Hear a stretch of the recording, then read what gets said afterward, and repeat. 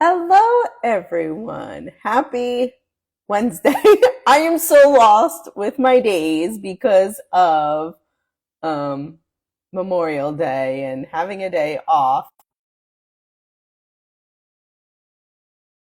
It is it is Wednesday. I need to remember that. Oh wow. Hi. That was easy. I made it. How's it going? Good. How are you? I was just saying how confused I am with the days of the week because of the Memorial holiday. Oh yeah, it threw me off as well. I thought today was Thursday.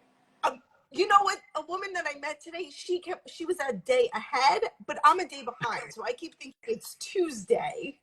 So, but I'm so happy to talk to you because this topic has been like, I get the question every day of, fitness and exercise and fatigue. I mean, fatigue is number one, and how to deal with it. I talk about the nutrition part, but I feel like exercise is so important to fight the fatigue. So let's just start off with who you are and what you do. Yeah, thank you so much for having me. I Yeah. really appreciate it. I love the content that you put out. I think Yeah. it's Thank amazing you. just getting that nutrition information because I hear it all the time. I'm like, you should talk to your dietitian. Yes. So it's so important. But yeah, a little bit about me. So I'm a cancer exercise specialist, right? So I'm certified by the American College of Sports Medicine, both in cancer exercise training and as a clinical exercise physiologist, which is just the fancy term for kind of like a personal trainer who can work with people with cancer, heart disease, diabetes, osteoporosis, like any type of medical condition. I'm able to treat and work with patients. Right, so that's kind of the difference there. Awesome. Yeah, and I think it's important because you want someone who specializes in Mhm. cancer, especially like people who have lymphedema. Like right? You need to be careful, and you shouldn't be doing what everyone does. Yeah, and that's so common. I had a lot of patients come to me and say like, yeah, I was with the trainer before, and one of the craziest stories I heard was somebody broke their collarbone, but they had metastasis, and the trainer didn't know that. Well, when you have metastasis in a bone, you shouldn't be putting weight on it. So that was one of the things that I was like, yeah, you need to be careful with that. Number one, and number two, you want to meet with specialists, especially when it comes to lymphedema, but also metastasis, cancer fatigue. Yeah. I think anything cancer in general, or any if it's medical, you Hmm. want to meet with a physiologist more than anything. Yeah, you want to have someone with a certification of it.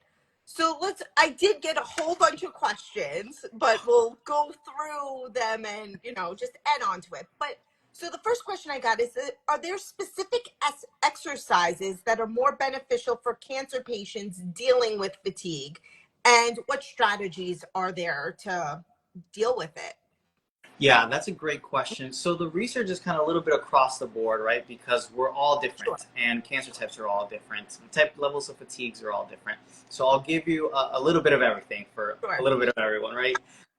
So there are some people who are going to benefit reducing their cancer fatigue Hmm. from lower intensity exercises. So like a yoga, Tai Chi, Qigong, a lot of those can help reduce cancer fatigue. Sure. Now, in general, we also see that some people don't respond to those type of Hmm. exercises.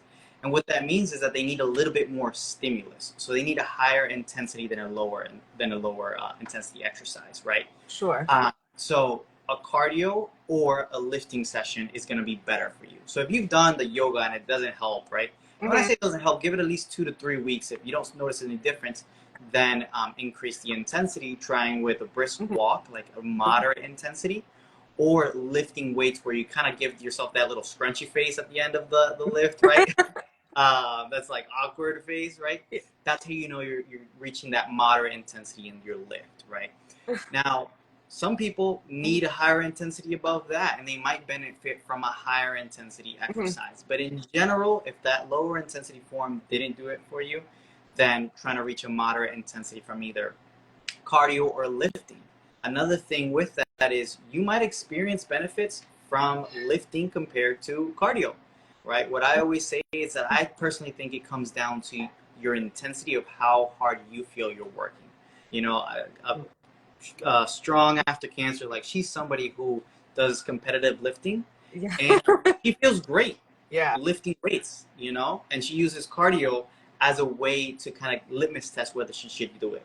So you can do that as well. Other people might feel better lifting a little bit before they do cardio. So there's a little bit for everyone: low intensity, moderate, and then last but not least, try the high Yeah. intensity. Because the biggest thing I hear from people is that they're so tired, they don't want to do anything. Like, it's just better to lay on the couch or, lay in bed. And I get it. Sometimes I'm tired and I don't want to do anything. So if you feel that way, any suggestions on how to overcome that mindset? Yeah, I think the biggest one is having a litmus test, and that's a 10 minutes, right? Okay. So you can commit to 10 minutes, right? If you got to walk your kid to school for 10 minutes, you're going to do it. Mhm. So 10 minutes, right? Use that little litmus test of only 10 minutes. And it could be something light intensity like a walk, cycling a little bit. It could be a walk outside in a cooler evening. And if those 10 minutes you Mhm. feel good, so exercise made you feel better, or you can continue, then continue. You Mhm. have no limit in how much exercise you can do per se. Now, if you do 10 minutes and you do not feel better, go ahead and continue to rest. Yeah. So that's a good test to kind of mentally get you going, but also physically keep you going. Yeah. And I think it's just doing like just the walking. I know there's been some like misconceptions on Facebook and TikTok that walking is not considered exercise. Do you agree with that or disagree with that? Yeah, I saw that and I thought that was crazy. I was like, wow, I can't believe this is being said. Yeah, I thought that was insane. So we see a lot of benefits from walking, from getting steps in, from even just simple as getting steps in. Yes. Like maybe you didn't go on a 10-minute walk, but you got, let's say, 4,000 steps, 6,000 steps. We see that heart disease starts to go down after 4,500 steps or so. So even 4,000 steps a day is better than zero. It's better than 2,000, right? And that's better than zero. So we see that, yeah, getting steps in, getting a walk in, 10 minutes, if nothing else, it'll help you reduce stress, get you outside, feeling a little bit better, clear your mind. It's a time for you and for yourself. So I think walking is an incredible, and if you can do it outside, I think there's bonus points because there's benefits to show that being out in nature actually helps improve your creativity, your feelings. So I strongly recommend doing it outside as well. Yeah, I mean, I love being outside. I mean, we're both in South Florida, so it is very hot. So sometimes it's really not that enjoyable to be outside. But one thing I have to say is making sure you're drinking your fluids and staying hydrated during it, because that's also something that causes fatigue, which I see is that people are complaining that they're so tired, and the reason that they're tired is they're not drinking enough. They're so dehydrated. So flavoring up your water, and especially if you are exercising, if you are moving, you need to drink more. Yeah, I love that you say that so much because it doesn't just apply to the fatigue, it also applies to exercise, right? Like Sure. even just the simple fact of hydrating before your exercise, you're going to feel better during your walk. Your lift is going to feel Mm-hmm. better. Performance is going to increase. So that means you're going to be able to exercise a little bit harder. We can see up to like a 20% improvement increase on a cardio walk. So that means it feels easier for you. And even 10% or 20% or 15, sorry, on lifting. So lifting is going to feel better for you, right? So staying hydrated before lifting, I think it's a great strategy for reducing fatigue, but also getting the most out of your Yeah, workout.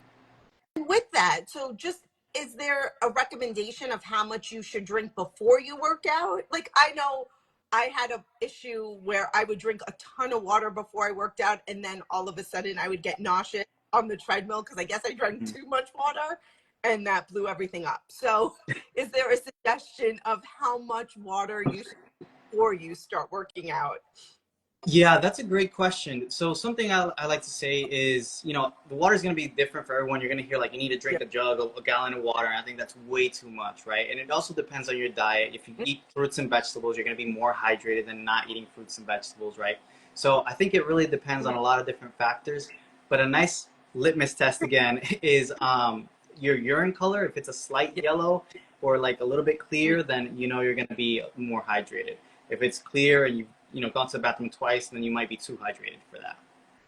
Awesome. Yeah. Hydration is so important. I even taught my 7-year-old about it. So sometimes he goes to the bathroom and he tells me what color it is. So he's That's learning at a young age, but it is important, yeah. especially being down with the heat, you need to drink more. And I always tell people, if you think you drank enough, drink another cup, because probably need a Especially little. in South Florida where you can just sweat a lot and you don't realize it. Oh my goodness, yeah, it is bad. I mean, yeah, we don't have to get into the whole weather. But are there any precautions that's if someone is diagnosed with cancer that they should look out for with starting an exercise routine? Yeah, so once again, cancer is so broad, there's going to be a Mhm. lot of different factors, but just a couple to be aware of. After surgery, you want to make sure you get clearance. But be mindful that just because you're not supposed to maybe lift 5 or 10 pounds, let's say it's breast cancer surgery, right, with your arms, that doesn't mean you can't walk. So resting doesn't mean being sedentary. So still keep that activity, right? After you get clearance, really you want to start implementing slow progressions. So give yourself about a week and then almost increment 2 to 5 pounds depending on the lift and seeing what your body can give you, right? Yeah. Now, when it comes to uh, being able to kind of get back into it, you just remember you're going to have days where you're going to feel incredible and you might be able to do a mile or two and you're going to feel great. Or maybe if you really go after it, you might do 5 miles. I know cancer survivors who can do 5, 10, 15 miles, right? And they feel great. And other days, they might only do 1, 3, half a mile, a quarter of a mile, and you feel terrible. So having that grace that your exercise Mm-hmm. performance is going to vary is something that's very important. And then in terms of precaution, definitely if you have metastasis on a bone, don't put pressure on that. So that's something you want to avoid. So if it's like spinal or clavicle, you don't want to do a shoulder press, right? Because you don't Mm-hmm. want to put direct pressure on that bone. And then for lymphedema, you want to make sure that exercise is not exasperating it. So if you notice that it's inflamed, exasperated, that's when you want to stop exercise. In general, exercise should not cause that, so there's a different trigger for Sure. that because exercise is very good for lymphedema. But if you do notice that, that's when you want to stop exercising and you want to tell your provider. Yeah, that's very helpful. And then my other thing is that I have some people who don't want to go to a gym. Mhm. They don't like that. So any suggestions of if you wanted to work out at home, or maybe if you didn't have weights at home, any exercises you can do maybe with your body weight, or what could you do at home? I usually tell people to use cans. Like you Oh, can, that's perfect. Yeah, that's perfect. Your body's not going to know whether it's a can or a dumbbell, right? We know right. visually, but your body doesn't know. It just knows that it has some weight to the other end of your hand, right? So it could be a can, it could be like a milk jug. Um, my wife likes to carry the dog around every once in a while. so, um, but no, in all seriousness, body weight exercises are actually an incredible way to get started. Mhm. I actually recommend doing some mobility work after surgery and working into body weight exercises before you even go to the gym because it builds confidence, Mhm. it builds body image, it gets you used to what your body can lift. It builds that connection of like, okay, I can do this. So there's so many benefits of just getting started at home before you even go to the gym. So sitting down, like going to the ground, standing up, that's a great one. Sitting down on a chair, standing up, it mimics a squat. Using a wall for Mhm. push-ups, that's a great exercise too. You can use the kitchen counter as a push-up as well. That's really great too. Even after breast cancer surgery, you're going to notice that stretch on the chest Mhm. is going to feel good and alleviate a lot of tension. So there's a lot of different exercises you can get started with at home, and I usually recommend that before going into the gym even. Yeah, the gym could be a really scary place. I mean, some of the people are, crazy, but you want to go feel comfortable. Even taking classes could be great if you do enjoy that um, with other people around, if that motivates you more. And also, I know not right after surgery, but sometimes pool exercises Mhm. could be suggest people doing pool exercises. Yeah. I mean, I think the accessibility of it can be kind of challenging because it's like, oh, I'll go to the pool, but then when do we ever make it? Because you do have to go to a facility if you don't have one at the house, right? You do got to make the drive. So there's a lot of different maybe barriers or hassles that comes with it. Mhm. But if that does work for you, you got a free weekend where you do have more time. I think it's a great exercise. With the chlorine, it can affect Mhm. radiation, so it can burn a little bit with radiation, and then you got to be mindful if you do have a line in or port. So that's something to be mindful of when it comes to swimming. If you have an ostomy bag, there are some ways to wrap that Mhm. and then do the swimming as well. Awesome. Yeah, I just know it's good for the joints. It's not a lot of pressure for some people, but it like working with people with cancer or in touch with cancer, we have, before treatment, during treatment, Yeah. after treatment. There's just so much to discuss about it. What about flexibility? Why is flexibility and like yoga, why is that so important? Yeah, I think it really becomes extremely important, particularly after surgery. But it's funny though, because I was working out yesterday, and after my workout, I started stretching. And I was like, man, I feel like the older I get, the more I enjoy stretching. And if you're a little bit worried about starting to exercise, I recommend starting with stretching. It's a great starting point. It makes you feel, you get immediate relief. Right. It's the one thing where it might be a little uncomfortable at first, and then afterward, you're like, oh, I feel so much better. So, just from a perspective of taking time to yourself, it's great. It also helps reduce arterial stiffness, which is basically your arteries get stiffer, and that increases your risk of heart disease. So, it helps to reduce arterial stiffness. It also helps release a lot of the stiffness in the joints or after surgery, which can be very uncomfortable. So working on stretching, some movements with different stretches, mobility work is really great place to start. And I always start anybody I work with first with stretching and mobility before we get to the lifting point, because you're gonna feel better once you got some weight. Yeah. I think the stretching is great because you want to be able to like bend over and touch your toes, but it is a great way to see like how much better you're getting at it. I've gone to a guy where they like the stretch zone where they stretch out, and it's incredible because I mean, I always knew I wasn't flexible, but I really knew I wasn't flexible. But even using the wall is great, like putting your feet and just pushing against it. Like there were things you could do in the house to help stretch. Even the bands, I Yeah, find.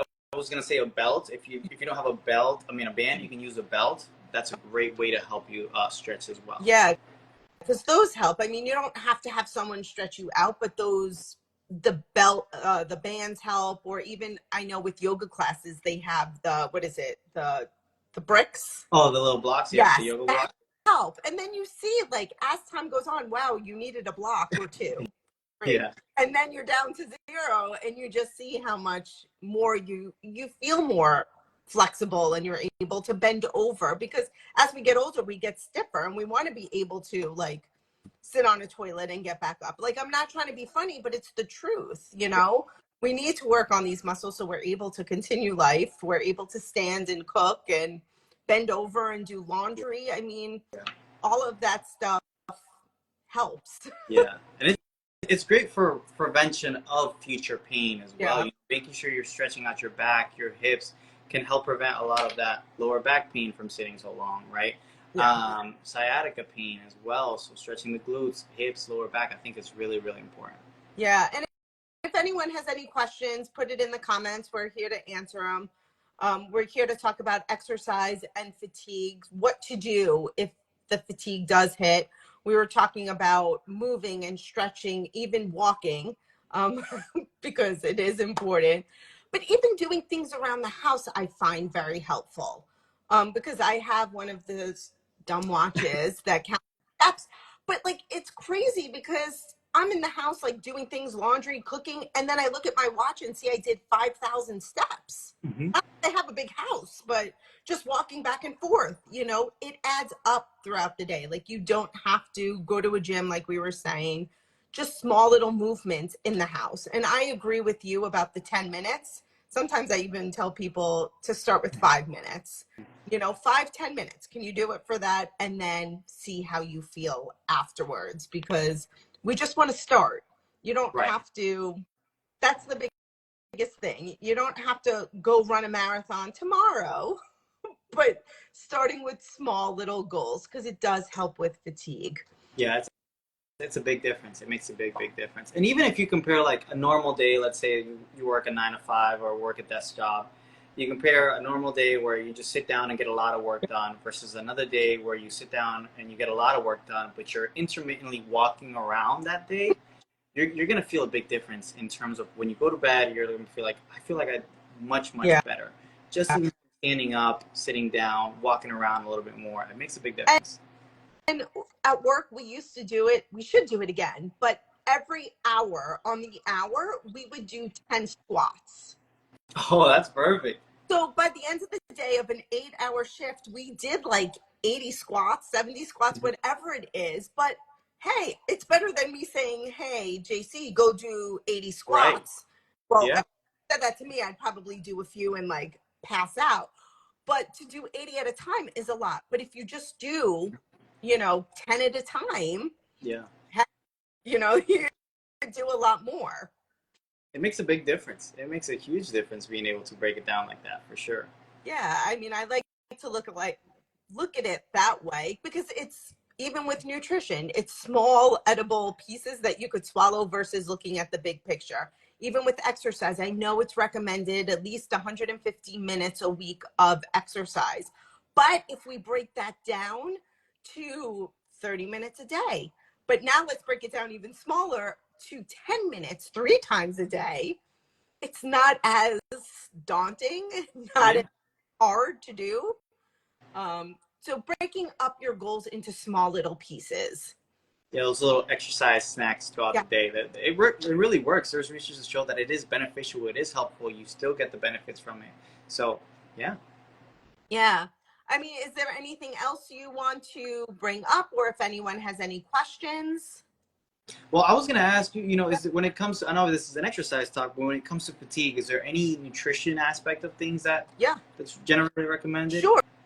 I mean, the hydration is number one. Number two is eating. Like I'm really not trying to be funny, but when you're going through treatment, sometimes there are days that you don't feel well, so you don't eat, and the fatigue gets worse. So we really need to focus on eating our whole grains, eating our protein, eating our fat, and it will give us energy. So if we don't eat, we're going to be tired. So like we were saying about the small bite-sized snacks, we want to do that with food too. Make it little snacks if you're not feeling well, just to get the energy. Because if I want to run my car and it's on empty, it's not going anywhere. It's going to run on fumes, just like us. So we need to fuel our body to make us work better. So focusing, like I said, focusing on the whole grains, focusing on the protein, focusing on the water are the most important things for fatigue. Yeah. No, and that's great. And part of the reason I bring it up is Yeah, because, like you said, it's almost like the foundation, right? Getting sure. that enough energy into your body is the foundation of being able to move more, right? So before exercising, you gotta eat, right? Yeah. Try working out on an empty stomach. You might not feel the best. So that's so important, combining the two to give you the best results.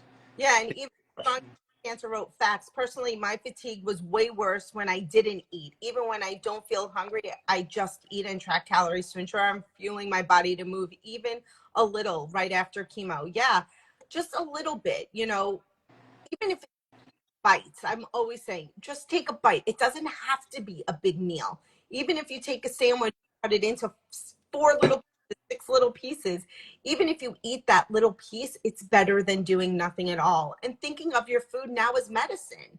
We take our medicine. Oh, I know I need to take a pill at 12. I take a pill at 3.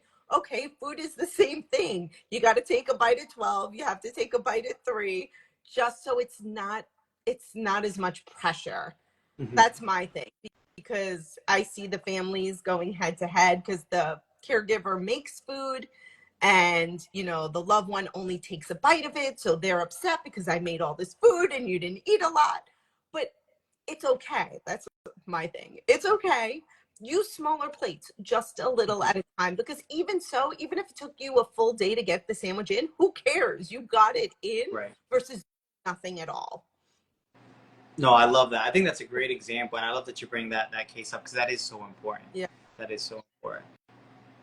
But food and fitness are two things that go hand in hand, and we need to do both of them. So my biggest message is for everyone is that if you are fatigued and you are tired, get up and move a little bit, Mhm. because it does help. I mean, trust me, I get tired too, and I'd rather sit on the couch and watch a movie, but it's not helping the fatigue. It actually makes it worse. It does. It does. And even if you think about even before cancer, the days that you sat all day, you don't feel Yeah. like exercising, right? So that sitting just kind of creates more wanting to sit. So breaking that up, you're gonna feel much better. You're gonna be like, all right, well, I'm up, I feel better. What can I get done, right? And now it not only improves your fitness, but your quality of life, and you can almost feel that control Yeah. back a little bit. And just a question. I mean, I tell patients and my clients, like, exercise whenever it works for you. But is there a best time to work out? Like morning, night, or does it not matter? Just do it. I'll give you the long answer and the short answer, right? So there are some studies that are going to show, some people are going to go back and forth saying, well, yes, there is a better time because of this, because of insulin, and break it down into all these mechanisms and nuances and things like that, right? But when we look at the morning compared to evening, there is generally a better result in the evening than the morning, Mm-hmm. only because it takes a little bit longer for people to wake up in the morning. So you can work, right? So in reality, there is no difference between morning or evening. It's just that once people woke up and they got into the habit of waking up early, they saw the same exact results. So there really isn't a difference. Work out whenever the best time is for you. That might be in the morning, might be in the afternoon or evening. What I always recommend is try to see what works best, not only with your schedule, but with your energy level, right? Don't be afraid to exercise when you do have the energy because it's just going to extend your energy, right? Don't think like, oh, but if I exercise, then I won't have the energy to Yes, do the rest. You hear want all to help the time. extend it. I hear that all the time from clients. I want to use my energy to do something else. I don't want to waste it on exercise. So it'll help extend it. And it's gonna push back in the day when you do feel that fatigue. It's not a magic pill that's gonna cure you for the rest of the day, but it's gonna help push it when you do feel that fatigue again. So definitely use that time to exercise so that way you got more energy for the day. Yeah. Well, this was awesome. I think this conversation was great. I learned stuff. I really do promote exercise because I do think it is so important.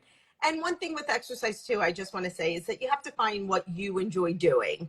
I personally like spin classes, Ooh. but you need to sit here and tell everyone that they need to take spin classes. If you don't like it, you're not going to do it. So you need to find what you enjoy doing. I know Strong After Cancer, she was telling me, she sent me a message that she lifts weights. Like, she likes to do that. You have to find what you enjoy doing. If it's dancing, if it's walking, if it's the bike, if it's swimming, whatever it is, you have to enjoy doing it because otherwise, most Yeah, likely, you're not going to do it if you don't enjoy it. exactly. Exactly. And that's one of the biggest determinants of making sure you're consistent is your enjoyment. Yeah. Spinning makes me happy. So, but anyway, thank you so much for being here. If anyone has any questions, JC, tell everyone where they could find you and how they could work with you. Yeah, so you can find me at jc.rfitness, and that's my personal account, or my business one is Oncolofit, which is just onco, kind of like oncologist, right? But fit at the end, right? So Oncolofit or jc.rfitness. Thank you so much for your time there, Stacy. I appreciate it. Yeah, this was great. We will do this again. But if anyone has any questions, you could always DM me. You could DM JC. And, if you watch the replay, just send us a DM. We're here to answer all your questions and support you. Yeah, always happy to Yep. help. All right. Have a great rest of your day. Take care. Remember, it's Bye. Wednesday. Don't forget it. Bye.